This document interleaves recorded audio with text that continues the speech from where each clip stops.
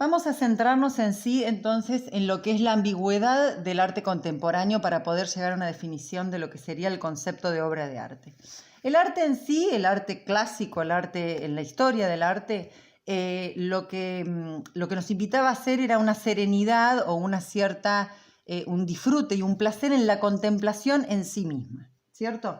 Ahora, ¿qué pasa a partir del arte contemporáneo? A partir del arte contemporáneo ya pierde un poco la evidencia de esa serenidad de la contemplación y lo que hace es generar un efecto de shock, ya sea por disfrute, por deleite, por choque provocativo, un efecto de shock en el espectador. O sea que el arte contemporáneo en sí son como balas o proyectiles que necesitan sí o sí un nuevo receptor y ese receptor tiene que ser poético. Esperen que ahora les voy a explicar lo que es la poiesis. ¿Por qué? Porque el receptor al observar, recuerden el concepto del circuito del arte, al observar esa obra de arte, que ya tendremos que empezar a preguntarnos si son o no son obras, está enfrente a estos objetos ambiguos en definitiva. Entonces el receptor poético tiene que ser capaz de sentir esa provocación y la problematización de lo que serían estos objetos ambiguos en un contexto de arte desdefinido, ¿no?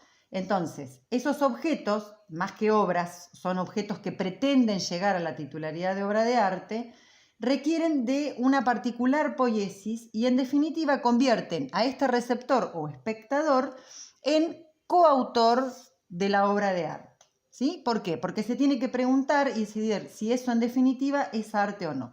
Su actividad tiene que ser poética, crítica y creativa. O sea, las tres cosas.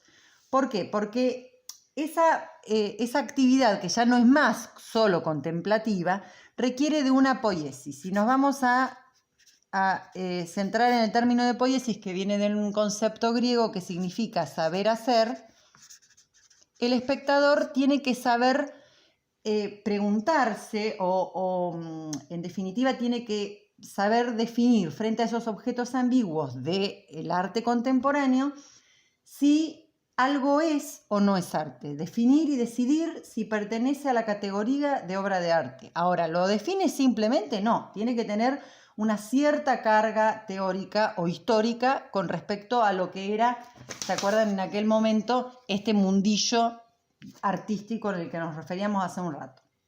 Ahora, ¿qué pasa con este saber hacer? Fíjense lo que dice acá Duchamp. Duchamp dice que los espectadores son los que hacen las obras de arte, ¿ok?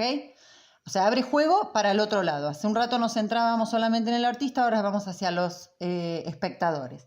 Y lo que hace House, que es otro, lo anoté acá chiquitito para que nombrarlo nada más, lo que hace House es, en definitiva, decir que el comportamiento teórico de ese espectador, ahora coautor, es el que va a aceptar la problematicidad del arte y no va a suponer la supresión del goce. Es decir, que dentro de esta reflexión artística del espectador y de este goce o placer que genera el arte, hay algo acá que se fusiona, que es justamente la poiesis. Es este saber hacer de la fusión de la reflexión artística con el goce, que me van a llevar a cuestionar, definir, rechazar, pero en definitiva validar, porque la reflexión artística y el goce, con una determinada formación obviamente teórica e histórica del espectador, hacen lo que van a definir para el arte contemporáneo lo que es una obra de arte.